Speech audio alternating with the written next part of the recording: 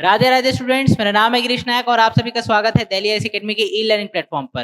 30 का दम सीरीज के अंतर्गत बहुत सारे हम लोग अलग अलग टॉपिक के क्वेश्चंस लेके आ रहे हैं। हर एक वीडियो में 30-30 क्वेश्चन, 30-30 एमसीक्यू आपके पास अवेलेबल है, जिससे आप अपनी तैयारी को सुनिश्चित कर सकते हैं, बहुत अच्छे से बढ़ा सकते हैं और अपने आप को एस्टिमेट भी लगा सकते हैं कि आप कितने पानी में हैं, कितने तैयारी आपकी हो चुकी है। ठीक है, तो हमारे पास आज का इकोनॉमी में टॉपिक जो है हमारे पास है मॉनेटरी पॉलिसी। मॉनेटरी पॉलिसी पहले वित्त मंत्रालय द्वारा बनाया जाता था, लेकिन 2015 से हमारे जो उर्जित पटेल कमेटी की सिफारिश के आधार पे आरबीआई को इसका काम सौंपा गया है, और वो भी किसके अंडर, आरबीआई एक्ट 1934 में इसको मेंशन किया गया है, और उसके अंतर्गत हम लोग देखते हैं कि मॉनेटरी पॉलिसी आरबीआई बना रहा है। इसके लिए अलग से एक मॉनेटरी पॉलिसी कमेटी का स्थापना किया जाता है, जिसमें 3 मेंबर रहते हैं हमारे आरबीआई से, 3 रहते हैं हमारे सेंट्रल गवर्नमेंट से, और इसका चेयर पर्सन जो रहता है वो आरबीआई का गवर्नर होता है। तो हमारे पास पहले क्वेश्चन में चलते हैं। हमारे पास मौद्रिक नीति में तरलता जाल शब्द का क्या अर्थ है?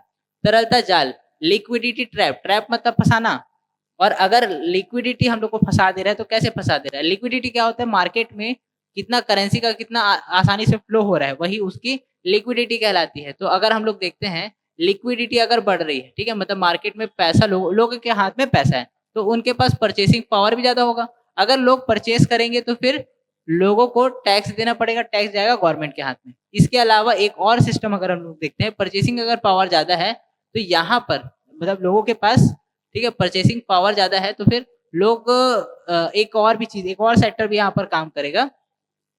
लिक्विडिटी बढ़ने के कारण हम लोग देखते हैं इन्फ्लेशन में भी इंक्रीमेंट होता है। इन्फ्लेशन क्या होता है?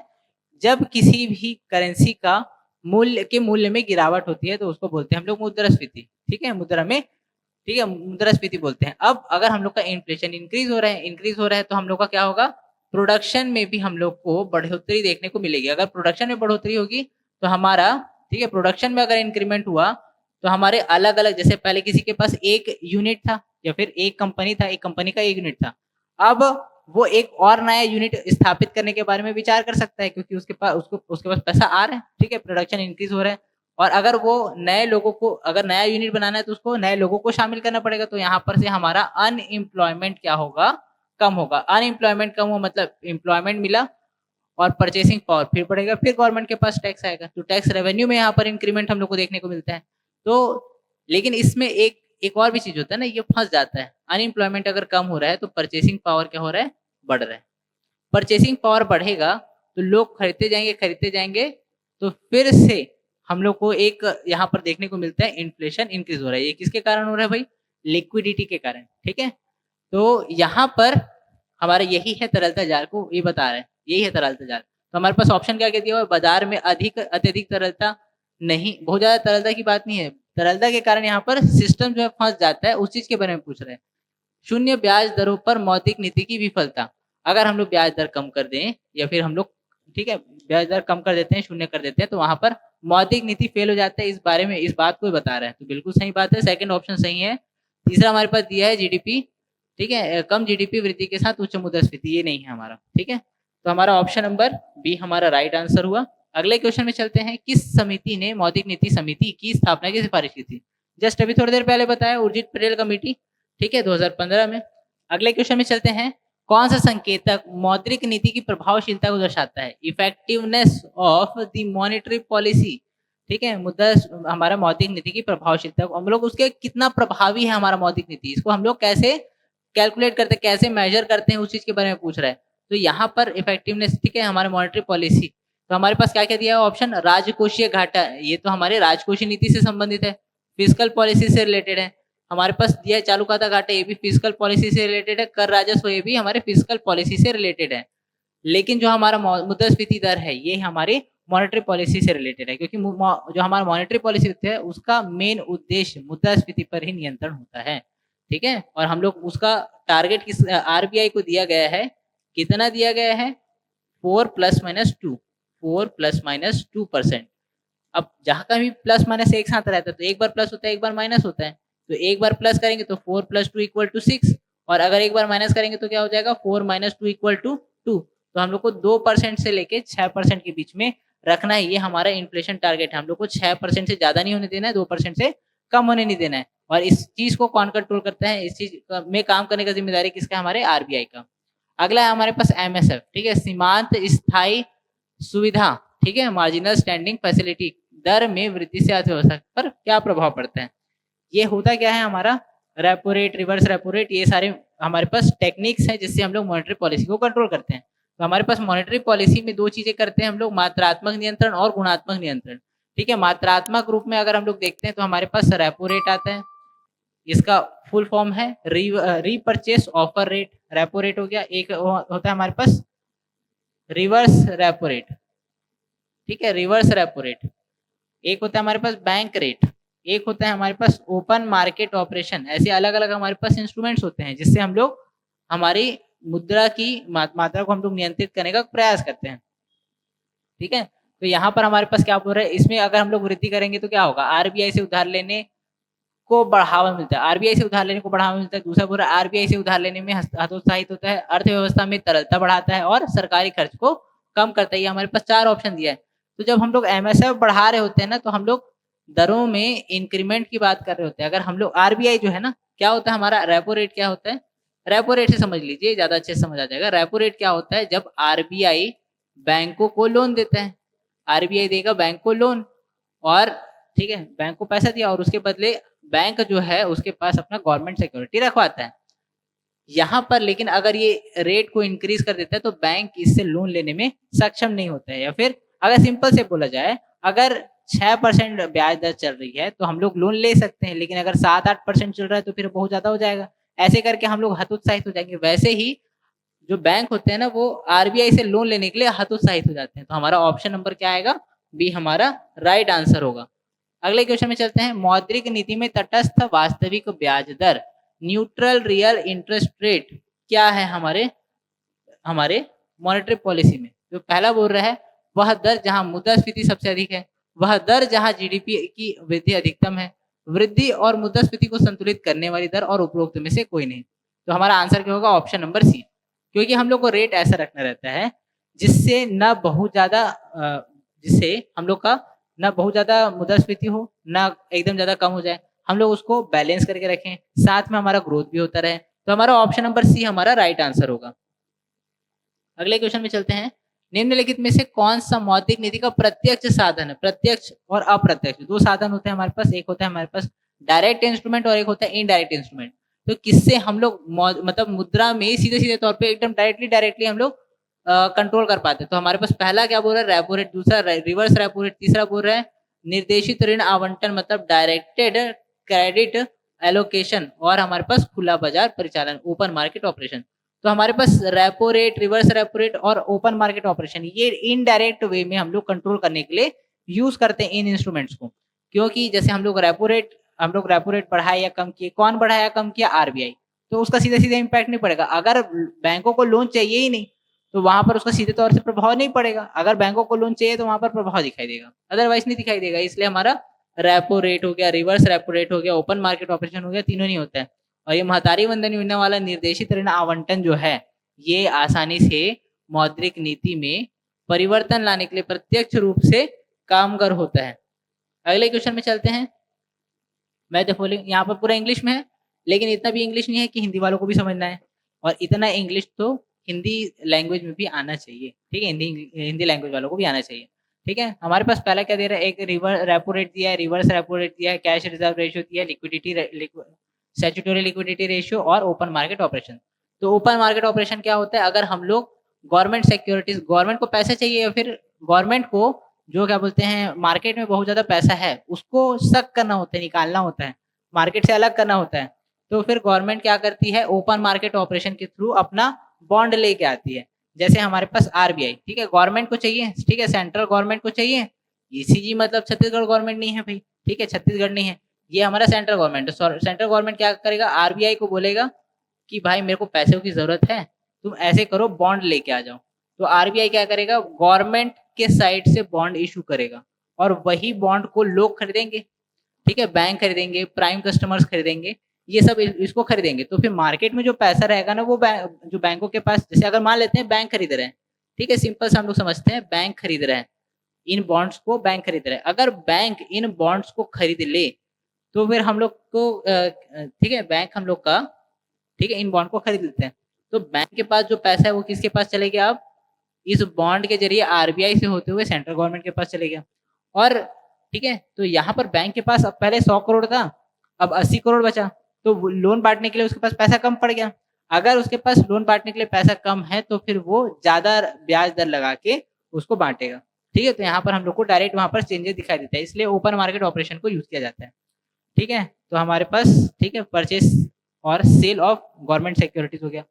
ऊपर में आ जाते हैं, एक बार ऊपर एक बार नीचे से कर लेते हैं। Reverse repo rate, repo rate क्या होता है? जब आरबीआई बैंकों को लोन देता है, ठीक है, आरबीआई बैंकों को लोन देता है, तो rate at which RBI lends to bank, ठीक है, आरबीआई उसको देता है। अब reverse repo rate, reverse repo rate में क्या होता है? उल्टा कर दो इसको, आरबीआई अब बैंकों से लोन लेगा, ठीक है, the rate at which RBI borrows from the bank.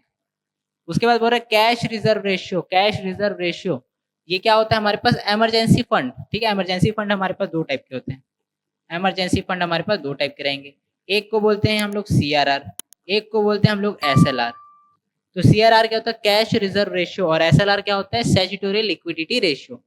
Cash reserve ratio क्या रहता है? जो हमारा आरबीआई है वो बोलता है कि अपने कैपिटल का 4% मेरे पास लाके जमा करके रखो कैश के फॉर्म में, और अपना ठीक है 17 to 20% किसके पास, किस फॉर्म में रखो? गोल्ड, कैश और गवर्नमेंट सिक्योरिटी, ठीक है, गवर्नमेंट सिक्योरिटी या फिर गवर्नमेंट बॉन्ड के रूप में अपने ही पास रखे रहो। तो ये है हमारा एसएलआर और ये है हमारा सीआरआर। तो यहाँ पर पूछ क्या रहा है? कैश रिजर्व रेशियो मतलब required to maintain cash reserve, ये आएगा हमारा। और स्टैट्यूटरी लिक्विडिटी रेशियो, ठीक है, percentage of NDTL invested in securities. NDTL मतलब नेट डिमांडेड टर्म लायबिलिटीज, ये ऐसा हम लोग को स्टोर करके रखना है अपने पास। ठीक है, तो ये हमारा इस टाइप से हमारा हमारा बन जाएगा। नेक्स्ट अगले क्वेश्चन में चलते हैं। निम्नलिखित में से कौन सा मौद्रिक नीति का उपकरण नहीं है, मौद्रिक नीति का भाग नहीं है बोल रहे हैं? तो ओपन मार्केट ऑपरेशन अभी तो है, देखिए हम लोग राजकोषीय नीति ये अलग ही नीति है, आंसर यहीं पर आ गया। ठीक है, ये फिजिकल पॉलिसी जो है ये हमारे मौद्रिक नीति का अंग नहीं है, बाकी हमारे पास सीआरआर हो गया, एसएलआर हो गया, ये सब तो है। ठीक है, अगले क्वेश्चन में चलते हैं। हमारा आंसर क्या हो जाएगा इसमें? ऑप्शन नंबर बी हमारा राइट आंसर है ना। अगले क्वेश्चन में चलते हैं। भारत में मौद्रिक नीति कौन सी संस्था बनाती है? तो शुरू से बताते आ रहा हूँ, रिजर्व बैंक ऑफ इंडिया। पहले वित्त मंत्रालय बनाता था, अब रिजर्व बैंक ऑफ इंडिया बनाता है। अगला है हमारा, ठीक है, यहाँ पर इंस्ट्रूमेंट्स दिए हैं, उसके टाइप से हम लोग को मैच कराना है। तो हमारे पास बैंक रेट दिया है, क्रेडिट रेशनिंग दिया है, मॉरल सुएशन दिया है, ओपन मार्केट ऑपरेशन दिया है। तो हमारे पास अगर हम लोग मॉरल सुएशन के बारे में देखें तो ये क्या है? हमारा एक क्वालिटेटिव एक टूल है। ठीक है, क्रेडिट रेशनिंग क्या है? ठीक है, हमारा बैंक रेट देख लेते हैं। बैंक रेट क्या है? एक टाइप का क्वालिटेटिव, ठीक है, क्वांटिटेटिव टूल है, क्वांटिटेटिव टूल है। ओपन मार्केट ऑपरेशन की बात की जाए तो लिक्विडिटी को एडजस्ट करने के लिए हम लोग लेके आते हैं, हमारा बैंक, हमारा गवर्नमेंट लेके आता है। और अगर हम लोग क्रेडिट रेशनिंग की बात करें तो रिजर्व रिक्वायरमेंट्स को हम लोग बोलते हैं। ठीक है, रिजर्व रिक्वायरमेंट्स होते हैं उसमें। तो हमारे पास, ठीक है, आगे चलते हैं। अगला है हमारा मौद्रिक नीति का प्राथमिक लक्ष्य। मौद्रिक नीति का प्राथमिक लक्ष्य एक ही है, ठीक है, क्या है? मुद्रास्फीति को नियंत्रित करना। ऑप्शन क्या कहती है हमारे पास? गरीबी को कम करना नहीं, मुद्रास्फीति को नियंत्रित करना यही होगा, निर्यात बढ़ाना नहीं, रोजगार पैदा करना नहीं। देखिए क्या होता है, इसमें से रोजगार तो जरूर पैदा होगा। ठीक है, मौद्रिक नीति का अगर हम लोग वहां पर मौद्रिक नीति ऐसी बना रहे हैं कि वहां पर हम लोग जनरेटिव टाइप की हो, ठीक है, एक्सपेंशनिस्ट पॉलिसी हो, तब तो हम लोग को रोजगार भी मिलेगा, निर्यात भी बढ़ेगा और गरीबी भी कम होगी। लेकिन ये प्राथमिक उद्देश्यों में नहीं आता, ये उनके बाय प्रोडक्ट्स हैं। ध्यान रखेंगे, आंसर क्या होगा? ऑप्शन नंबर बी, मुद्रास्फीति पे नियंत्रण करना। रेपो रेट शब्द का अर्थ, ठीक है, रेपो रेट अभी बताया हूं मैं, जब आरबीआई बैंकों को लोन देता है, ठीक है, आरबीआई बैंकों को लोन देता है। अच्छा, इसको रेपो रेट ही क्यों बोलते हैं? ठीक है, रीपर्चेज ऑफर रेट, रीपर्चेज वापस से परचेज करना है। हुआ क्या था, आरबीआई क्या दिया बैंक को, ठीक है, बैंक को क्या दिया? पैसा। ठीक है, आरबीआई दिया बैंकों को पैसा और उसके बदले में कोलेटरल के फॉर्म में कुछ रखना पड़ता है हमारे बैंक को, जो रखता है गवर्नमेंट सिक्योरिटी के फॉर्म में। तो यहाँ पर से क्या होता है, गवर्नमेंट सिक्योरिटी के फॉर्म में जब आरबीआई के पास जमा रहता है ना, तो फिर हम लोग देखते हैं इसको वापस चाहिए गवर्नमेंट सिक्योरिटी। ठीक है, गवर्नमेंट सिक्योरिटी का जो बॉन्ड्स है ना उसको वो वापस लेना चाहता है। इसलिए वो क्या करता है, ये जो पैसा जो लिया था ना उसको रिटर्न करेगा, रिटर्न करेगा। तो फिर जो आरबीआई है बैंक को उसका कोलेटरल वापस कर देगा। ठीक है, जैसे अगर वो करते हैं ना, जैसे किसी से अगर उधारी लेना है तो भाई मेरा गाड़ी को रख ले, आजकल ऐसे ही होते हैं, मतलब ऐसे ही होता है, मतलब लोग कर लेते हैं ऐसा कि भैया मेरे को लोन चाहिए लेकिन बैंक से नहीं मिल पा रहा है, कहीं और से नहीं मिल पा रहा है, आप दे दो। तो उसके बदले में आप उसका कुछ गहना रख लिए या फिर आप उसका घर गिरवी रख लिए, घर के पेपर्स रख लिए या फिर कोई प्रॉपर्टी के पेपर रख लिए। तो ये क्या हुआ, हमारा रेपो रेट में भी कुछ ऐसे ही सिस्टम रहता है। इसीलिए क्या होते हैं, बैंक लोग ना एक वो होता है ना हमारे पास, कॉल मनी होता है। तो कॉल मनी क्या होता है, एक बैंक दूसरे बैंक से सीधा मतलब शॉर्ट टर्म के लिए लोन ले लेते हैं कि भैया मेरे को ज़रूरत है, आपके पास है, दोगे क्या? ऐसे करके वहाँ पर आ जाता है। तो वहाँ पर भी 2 कंडीशन रहता है, चाहे तो वो ठीक है, ध्यान रखेंगे, कॉल मनी को भी देख ही लेते हैं। कॉल मनी, ठीक है, कॉल मनी क्या होगा? एक बैंक जो है दूसरे बैंक को शॉर्ट टर्म के लिए लोन प्रोवाइड करता है। अब इसके बदले उसको या तो कुछ कोलेटरल देना रहता है या फिर वो बिना कोलेटरल के भी बात बन जाता है। और यहाँ पर जो दर रहती है ना, वो रेपो रेट से, ठीक है, रेपो रेट से ज़्यादा रहती है।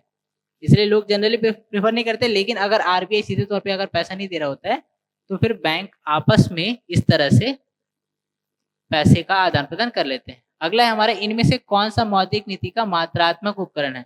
मात्रात्मक उपकरण, नैतिक दबाव नहीं, ये क्वालिटेटिव है। बैंक रेट, हाँ यही आंसर है। क्रेडिट राशनिंग भी हमारा क्वालिटेटिव है। और प्रत्यक्ष कार्यवाही, ठीक है, डायरेक्ट एक्शन भी किस टाइप का है? हमारा क्वालिटेटिव हमारे पास टूल है। तो बैंक रेट बस ऐसा है जो क्वांटिटेटिव हमारे पास टूल है। अगले क्वेश्चन में चलते हैं, एसएलआर। एसएलआर में वृद्धि से संभवतः क्या परिणाम होंगे? एसएलआर मैं बताया था, इमरजेंसी फंड है हमारा एसएलआर। तो एसएलआर में क्या होगा हमारे पास, इसको ना गवर्नमेंट बोलती है अभी 17 to 20% तक के रखने की बात की जाती है। ठीक है, 17 to 20% तक हमारा एसएलआर उसको रखे हम लोग। अब इसमें अगर हम लोग और वृद्धि करते हैं, एसएलआर मतलब क्या होता है, ये बैंक अपने पास अपनी संपत्तियों का, ठीक है, 17 to 20% अपने पास रखे रहते हैं। अगर इसमें वृद्धि कर दे, मान लेते हैं अभी 17% है और बैंकों के पास टोटल पैसा है 100 करोड़, ठीक है, किसी बैंक के पास 100 करोड़ है तो उसका 17% उसको अलग रखना पड़ेगा। 17 को माइनस कर दो, -17 कर दो, तो कितना बच जाएगा हमारे पास? 83 करोड़ रुपीज जो है उस बैंक के पास है, जो वो अदर्स को लोन दे सकता है, जिसको वो लोन बांट सकता है। लेकिन अगर इसी में वृद्धि की जाए, 17% को हम लोग कर दिए 20%, तो यहाँ पर अब इसको 17 करोड़ की जगह अब कितना पैसा रखना पड़ेगा? 20 करोड़ अपने पास सुरक्षित रखना पड़ेगा जमा, जिसको वो यूज नहीं कर सकता। तो अगर हम लोग एसएलआर में वृद्धि कर देते हैं तो यहाँ पर अब 83 करोड़ की जगह अब उसके पास कितना बच गया? 80 करोड़। 80 करोड़ रुपए बचा है जिसको वो बांट सकता है, लोन बांट सकता है। तो यहाँ पर उसके पास पैसे कम हो गए, पैसे कम हो गए तो ब्याज दर को बढ़ा देता है। ठीक है, तो हम लोगों को क्या देखने को मिलेगा यहाँ पर? अर्थव्यवस्था में तरलता कम हो गई। ये बिल्कुल सही, पहला ही ऑप्शन राइट हो गया। दूसरा बोल रहा है अर्थव्यवस्था में अधिक तरलता, ब्याज दरों में कमी कमी नहीं होगी, यहाँ पर वृद्धि होगी। ठीक है, अधिक तरलता नहीं होगा, यहाँ पर कम तरलता होगा। सरकारी व्यय में वृद्धि नहीं होगी, यहाँ पर सरकारी व्यय में भी कमी हम लोग को देखने को मिलती है। तो हमारा ऑप्शन क्या होगा? ऑप्शन नंबर ए हमारा राइट आंसर होगा। अगला क्वेश्चन है, निम्नलिखित में से कौन सा मौद्रिक नीति का गुणात्मक साधन नहीं है? ठीक है, गुणात्मक साधन कौन सा नहीं है बोल रहे हैं। खुला बाजार परिचालन, ओपन मार्केट ऑपरेशन, ये तो है। Credit rationing, sorry, open market operation कैसा है हमारा? मात्रात्मक है। यहाँ पर क्या पूछ रहे हैं? गुणात्मक पूछ रहे हैं। ये कैसा है? मात्रात्मक है। ठीक है, क्रेडिट राशनिंग, नैतिक अनुनय और सीमांत आवश्यकताएं, तीनों ही क्या है हमारे पास? हमारी गुणात्मक गुणात्मक है। तो हम लोग को क्या पूछ रहे क्वेश्चन में? कौन सा गुणात्मक साधन नहीं है पूछ रहे, तो हमारा ऑप्शन नंबर ए हमारा राइट आंसर होगा। अगले क्वेश्चन में चलते हैं। भारत में मौद्रिक नीति की समीक्षा किस प्रकार की जाती है? किस प्रकार? साप्ताहिक, मासिक, त्रैमासिक, वार्षिक?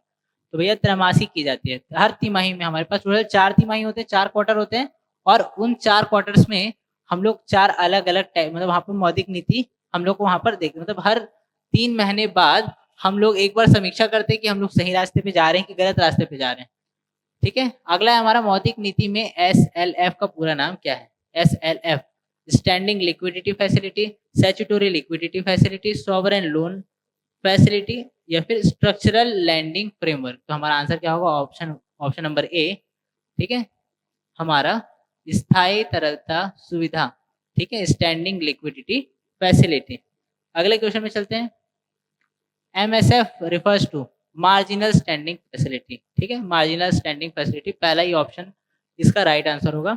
ठीक है, सीमांत तरलता सुविधा, ठीक है, सीमांत स्थायी सुविधा, ठीक है, मार्जिनल स्टैंडिंग फैसिलिटी। और इसमें क्या होता है हमारा, रेपो रेट, बैंक रेट, ये सब आता है इसमें। अगले क्वेश्चन में चलते हैं, इनमें से कौन सी संकुचनकारी मौद्रिक नीति की विशेषता है? संकुचनकारी दो टाइप का होता है, एक एक्सपेंशनिस्ट होता है और एक कॉन्ट्रैक्शनरी होता है। एक्सपेंशनिस्ट में क्या होगा, अगर हम लोग वहां पर लोन सस्ता हो जाए तो फिर एक्सपेंड होगा, इकोनॉमी का एक्सपेंशन होगा। और अगर हम लोग को लोन महंगा मिल रहा है तो फिर वहां पर कॉन्ट्रैक्शनरी हो जाता है। और यहाँ पर क्या पूछा, संकुचनकारी, संकुचन हो जाए, कम हो जाए, तो उसके लिए हम लोग क्या करेंगे तो कम हो जाएगा, ब्याज दरों में अगर हम लोग कमी कर देंगे, ब्याज दरों में कमी करेंगे तो वृद्धि हो जाएगी। ठीक है, संकुचन में संकुचन वहां पर संकुचन नहीं होगा, वहां पर ब्रॉडिफिकेशन होगा। ठीक है, तो पहला तो ऑप्शन गलत। दूसरा, नगद आरक्षित अनुपात में वृद्धि, कैश रिजर्व रेशियो सीआरआर में वृद्धि कर देंगे, सीआरआर में वृद्धि होगी। ठीक है, कैश रिजर्व रेशियो में वृद्धि होगी, तो फिर से यहाँ पर, अच्छा यहाँ पर अगर हम लोग सीआरआर में वृद्धि कर देते हैं, अभी कितना है 4% के आसपास चल रहा है, इसको अगर हम लोग 10% कर देंगे, बढ़ा दिए तो बैंकों के पास जो लोन बांटने के लिए पैसे हैं वो कम हो जाएंगे। तो हम लोग का क्या हो जाएगा, जो मार्केट में इतना ज्यादा पैसा कैश फ्लो हो रहा था वो कम हो जाएगा, संकुचन हो जाएगा। तो हमारा आंसर ऑप्शन नंबर बी हमारा राइट होगा। ठीक है, ऑप्शन बी हमारा राइट आंसर होगा। अगला क्वेश्चन है, रिवर्स रेपो शब्द का अर्थ है वह दर जिस पर आरबीआई बैंकों को उधार देता है, वह दर जिस पर आरबीआई बैंकों से उधार लेता है। तीसरा, वह दर जिस पर बैंक आरबीआई को उधार देते हैं। उपरोक्त में से कोई नहीं। तो हमारा आंसर क्या होगा, ऑप्शन नंबर बी, वह दर जिस पर आरबीआई बैंकों से उधार लेता है। यहाँ पर उल्टा हो जाता है, रेपो रेट में बैंक आरबीआई से लेगा और रिवर्स रेपो रेट में आरबीआई जो है वो बैंकों से लेगा। और आरबीआई को ऐसा क्या जरूरत पड़ गया भाई, क्योंकि वहां पर लिक्विडिटी बहुत ज्यादा हो जाती है, तो लिक्विडिटी को कम करने के लिए, सक करने के लिए ऐसा यूज किया जाता है। अगले क्वेश्चन में चलते हैं। अगला क्वेश्चन है हमारा, भारत में मौद्रिक नीति समिति की स्थापना किस वर्ष की गई थी? देखिए भाई, बात इसमें पूरा फाइनलाइज तो 2015 में हो चुका था, लेकिन अगर हम लोग प्रॉपरली मौद्रिक नीति समिति की बात करें तो वो 2016 में स्थापित की गई थी। तो और यहाँ पर एक चीज और ध्यान रखेंगे, ये कोई नई कमेटी नहीं है। जैसे हम लोग देखे, जो हमारा उर्जित पटेल कमेटी की सिफारिश के आधार पे मौद्रिक नीति समिति की स्थापना हुई थी। लेकिन अगर हम लोग इसका हिस्ट्री देखते हैं तो सबसे पहले इसके बारे में बोला गया था वाई वी रेड्डी द्वारा। तो अगले क्वेश्चन में चलते हैं। अगले क्वेश्चन में, अगला मौद्रिक नीति ढांचे के तहत आरबीआई द्वारा निर्धारित वर्तमान लक्ष्य मुद्रास्फीति दर क्या है? अब देखो, मैं इन्फ्लेशन टारगेटिंग के बारे में बताया कि इन्फ्लेशन टारगेटिंग में हमारा टारगेट क्या है, 4 ± 2%। ये हमारा टारगेट है, एक बार प्लस एक बार माइनस, तो 6 to 2% के बीच में रहेगा। ठीक है, अब यहाँ पर 6 भी सही है, 2 भी सही है, और हमारे ऑप्शन में 2% भी दिया है, 6% भी दिया है। अब कैसे करें?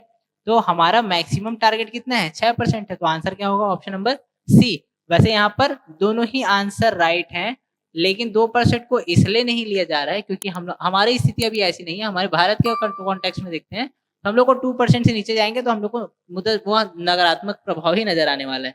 ठीक है, इसलिए हमारा 2 to 6%, और यहाँ पर इसके लिए आंसर क्या हो जाएगा, 6%।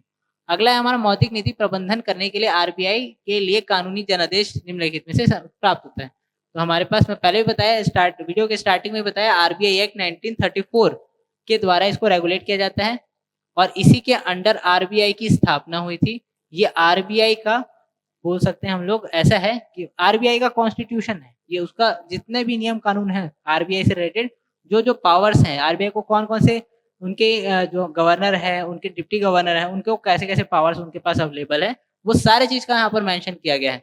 ठीक है, अगर हम लोग भारतीय संविधान देखते तो हमारे संविधान समधन विधान, तो ऐसा विधान, ऐसा नियम जो सभी के लिए समान हो, वही संविधान है। तो भारतीय संविधान में इसका वर्णन नहीं है। बैंकिंग विनियमन अधिनियम 1949, इसके बारे में भी ध्यान रखना भाई।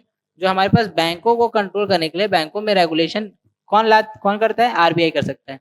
ठीक है, तो यहाँ पर बैंकों में और कुछ और सर्टेन बैंकिंग सेक्टर से रिलेटेड जितने और नियम कानून है, वो सारे यहाँ पर बैंकिंग रेगुलेशन एक्ट 1949 में दिए हुए हैं। कंपनीज एक्ट 1956, ये क्या हुआ, ये क्या है भाई, कंपनीज एक्ट 1956 कंपनीज को रजिस्ट्रेशन, और कंपनीज को अलग अलग, कौन सी कंपनी को क्या बोलेंगे, कंपनी के लिए कोई कंपनी स्टैब्लिश कर रहे हैं तो उसके लिए क्या क्या एसेंशियल कंडीशन है, ये सारा चीज को बताने के लिए एक अलग से हमारे पास दिया गया है एक्ट, कंपनीज एक्ट 1956। अगले क्वेश्चन में चलते हैं। बैंकों द्वारा उच्च तरलता समायोजन LAF उधार लेने का क्या प्रभाव है? ठीक है, हम लोग क्या कर रहे हैं, यहाँ पर इसको बढ़ा दे रहे हैं, ऐसा बोल रहे हैं ना। तो हमारे पास मुद्दा मजबूत आर्थिक विकास को दर्शाता है, बैंकिंग प्रणाली में तरलता की कमी का संकेत देता है, क्योंकि अगर हम लोग LAF में इंक्रीमेंट करते हैं तो हमारा जो पैसा जो है वो क्या हो जाता है, कम हो जाता है, हमारे पास जो मार्केट में लिक्विडिटी है वो कम हो जाती है। तो आंसर हमारा क्या होगा, ऑप्शन नंबर बी। ठीक है, ऑप्शन नंबर बी हमारा राइट आंसर होगा। अगले क्वेश्चन में चलते हैं। निम्नलिखित में से कौन सा उपाय मुद्रास्फीति को नियंत्रित करने के उद्देश्य से नहीं है? मुद्रास्फीति को इससे कंट्रोल करने से रिलेटेड नहीं है, ऐसा बोल रहे हैं ना। कौन सा उपाय मुद्रास्फीति को कंट्रोल करने के उद्देश्य से नहीं है? तो CRR को बढ़ाना, रेपो रेट को बढ़ाना, ओपन मार्केट ऑपरेशन में खरीदारी करना और रिवर्स रेपो रेट को है घटाना। ठीक है, मुद्रास्फीति को नियंत्रित करने के उद्देश्य से नहीं किया जाता है इसको हम लोग को। ठीक है, तो हमारे पास रिवर्स रेपो रेट, ठीक है, रिवर्स रेपो रेट को अगर हम लोग कम कर रहे हैं तो ये आंसर हमारा राइट होगा। ऑप्शन नंबर डी हमारा राइट आंसर होगा। ठीक है, अगले क्वेश्चन में चलते हैं। तरलता समायोजन सुविधा LAF के बारे में निम्नलिखित में से कौन सा कथन सही है? सही कथन को हम लोग को बताना है। यह अर्थव्यवस्था में अल्पकालिक तरलता असंतुलन के प्रबंधन के लिए एक उपकरण है। दूसरा बोल रहा है इसमें रेपो और रिवर्स रेपो दोनों शामिल है, ये बात सही है। इसे RBI ने नरसिम्हन समिति की सिफारिशों के आधार पर पेश किया गया था, ये भी सही है। तो हमारे और चौथा ऑप्शन क्या है, उपरोक्त सभी। तो हमारा पहला, दूसरा, तीसरा तीनों स्टेटमेंट राइट है, तो हमारा ऑप्शन नंबर डी हमारा राइट होगा, उपरोक्त में से सभी। अगले क्वेश्चन में चलते हैं। किसी अर्थव्यवस्था में नकारात्मक वास्तविक ब्याज दरों की लंबी अवधि का क्या परिणाम होता है? क्या परिणाम है? पहला बोल रहा है बचत को बढ़ावा मिलता है, दूसरा बोलता है उपभोग को हतोत्साहित करता है, तीसरा बोलता है मुद्रास्फीति के दबाव को बढ़ाता है और चौथा बोलता है निवेश को कम करता है। तो भाई इससे क्या प्रभाव पड़ता है? मुद्रास्फीति के दबाव में यहाँ पर हम लोग को बढ़ोतरी देखने को मिलती है कि वहां पर चीजें जो है अलग टाइप से वहां पर फ्लो हो रही है। अगला क्वेश्चन है हमारा, निम्नलिखित में से कौन सा मौद्रिक नीति उपकरण मुख्य रूप से अतिरिक्त विदेशी पूंजी प्रवाह को रोकने के लिए उपयोग किया जाता है? ठीक है, अतिरिक्त विदेशी पूंजी प्रवाह को रोकने के लिए क्या बोलते हैं हम लोग काम कर रहे हैं ना। देखो यहाँ पर, ठीक है, विदेशी पूंजी के बारे में बोल रहा है। अभी तक तो हम लोग अपनी पूंजी के बारे में बात कर रहे थे, अब यहाँ विदेशी पूंजी आ गया। अब यहाँ पर क्या होगा, तो हमारे पास अगर हमारे देश में, हमारे क्षेत्र में FDI बहुत ज्यादा इंक्रीज होते जा रहा है, लगातार पैसा आते जा रहा है, तो हम लोग उसको कैसे मेंटेन करें, उसको हम लोग कैसे कंट्रोल करें, इसके लिए हम लोग क्या करेंगे? ठीक है, इसके लिए हम लोग क्या करेंगे, हम लोग ओपन मार्केट ऑपरेशन लेके आएंगे। ओपन मार्केट ऑपरेशन लेके आएंगे। गवर्नमेंट ऐसा पहले भी कर चुकी है और आगे भी करेगी। ओपन मार्केट ऑपरेशन जैसे ही आएगा, ओपन मार्केट ऑपरेशन क्या है, इसमें हम लोग को गवर्नमेंट सिक्योरिटीज मिलता है, किसके थ्रू? RBI के थ्रू। और क्योंकि गवर्नमेंट के ऊपर हम लोग को किसी के ऊपर भरोसा हो ना हो, हमारे गवर्नमेंट के ऊपर भरोसा रहता है, ऐसा लगता है हम लोग को। तो हम लोग क्या करते हैं, यहाँ पर ज्यादा से ज्यादा मात्रा में लोग क्या करते हैं, गवर्नमेंट सिक्योरिटीज परचेज करना स्टार्ट करते हैं। लोग बोल रहा हूँ मतलब प्राइम कस्टमर्स और बैंक। ठीक है, प्राइम कस्टमर्स, बैंक्स और अदर फाइनेंशियल इंस्टीट्यूशंस, ये लोग क्या करते हैं, लोन लेना, मतलब ये ओपन मार्केट ऑपरेशन के थ्रू हमारा गवर्नमेंट सिक्योरिटीज लगातार लेने लगते हैं। तो इससे क्या होता है, जो हमारा विदेशी पूंजी प्रवाह से जो मतलब नकारात्मक प्रभाव पड़ने वाला रहता है ना, उससे हम लोग बच जाते हैं। तो हमारा ऑप्शन क्या होगा, ऑप्शन नंबर बी हमारा राइट आंसर होगा। अगला क्वेश्चन है हमारे, भारत में लचीला मुद्रास्फीति लक्ष्यीकरण FIT फ्लेक्सिबल इन्फ्लेशन टारगेटिंग ढांचा निम्नलिखित में से किस कानूनी संशोधन पर आधारित है? इसको मैं पहले भी बताया हूँ। ठीक है, 1934 का RBI एक्ट। ठीक है, इसी के अंडर RBI की स्थापना हुई थी 1935 में, जिसमें पहला उसका हेडक्वार्टर था कलकत्ता और उसके बाद फिर 1937 में नया हेडक्वार्टर बनाया गया मुंबई को, और उस टाइम से अभी तक मुंबई में ही RBI है। और आज का लास्ट क्वेश्चन, निम्नलिखित में से कौन सा कथन मुद्रास्फीति मौद्रिक नीति संचरण शब्द को सही ढंग से समझाता है?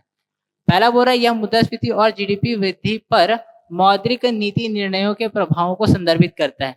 दूसरा बोल रहा है यह वह प्रक्रिया है जिसके माध्यम से नीति दरों में परिवर्तन बैंक रेट और आर्थिक गतिविधि को प्रभावित करते हैं। तीसरा बोल रहा है इसमें तरलता को नियंत्रित करने के लिए मुद्रा बाजार में RBI का प्रत्यक्ष हस्तक्षेप शामिल है। चौथा बोल रहा है यह RBI द्वारा M3 और M4 जैसे मौद्रिक समुच्चयों की निगरानी है। तो भाई हमारा मौद्रिक नीति संचरण का मेन जो ऑब्जेक्टिव है वो ये प्रक्रिया है जिसके माध्यम से नीति दरों में परिवर्तन करके बैंक रेट और हमारे अदर आर्थिक गतिविधियों को चेंजेस वहां पर हम लोग देखते हैं, ऑब्टेन करते हैं। ठीक है, तो ये हुए हमारे आज के 30 क्वेश्चन। इसका PDF आपको टेलीग्राम चैनल से मिल जाएगा हमारे, और इसी प्रकार की वीडियो के लिए आप हमारे साथ बने रहें। धन्यवाद।